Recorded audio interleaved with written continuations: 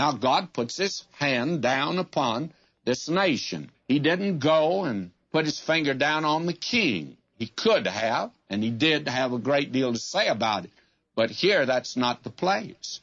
And then he didn't put his finger down on the moral awfulness that there was in the nation. He could have. He put his finger down on that which was spiritual. Will you listen?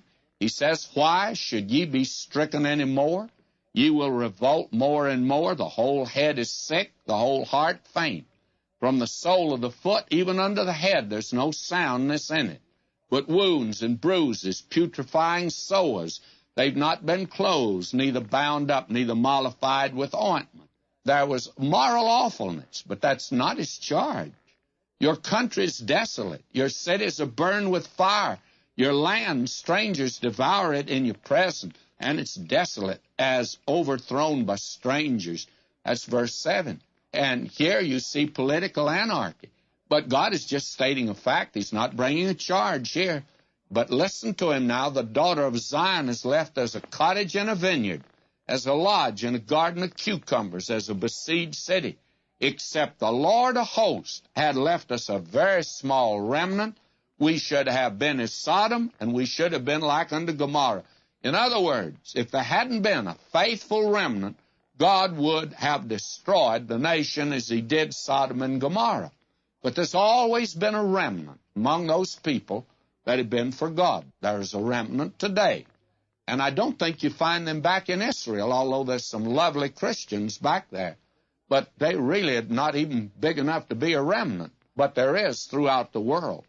Now, listen to him. He's now calling again to hear the word of the Lord. This is verse 10. Ye rulers of Sodom, give ear unto the law of our God, ye people of Gomorrah. To what purpose is the multitude of your sacrifices unto me? Now he's spelling it out. The whole problem was religious apostasy. They were coming and bringing sacrifices. He says that.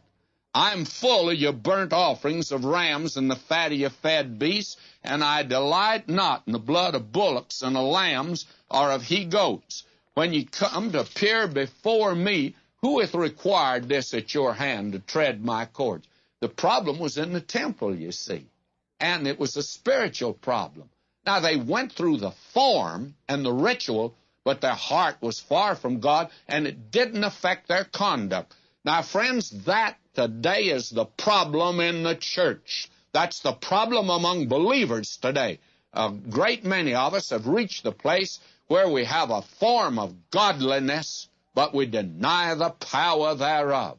Now he says to these people, bring no more vain oblations, that is, empty sacrifices. Incense is an abomination unto me, and the new moons and Sabbaths, the calling of assemblies, I cannot away with. It's iniquity, even the solemn meeting.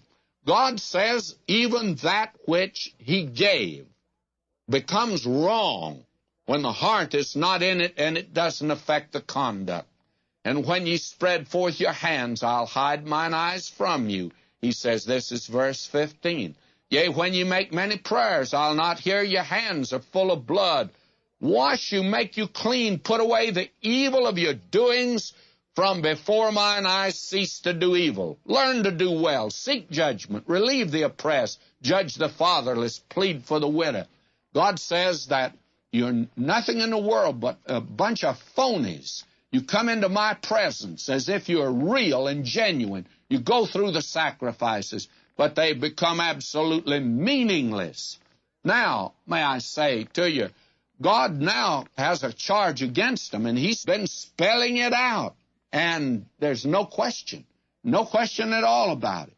Now, the problem was there, which was spiritual or religious apostasy for these people.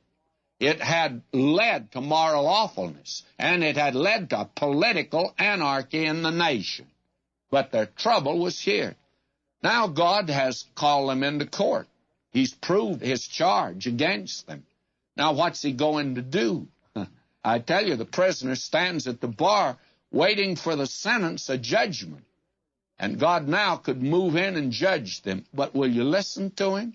Even at this late moment, God says to them, settle your case out of court. God says, don't go into court with me because you're going to lose. You're bound